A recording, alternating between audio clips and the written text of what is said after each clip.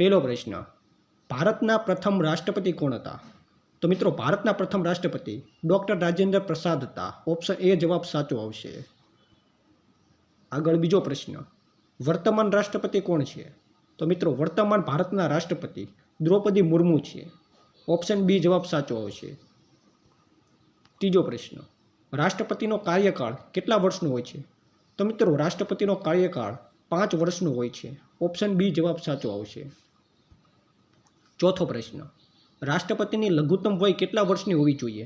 તો મિત્રો રાષ્ટ્રપતિ બનવા માટે ઓછામાં ઓછી 35 વર્ષની વય હોવી જોઈએ. ઓપ્શન બી જવાબ સાચો આવશે.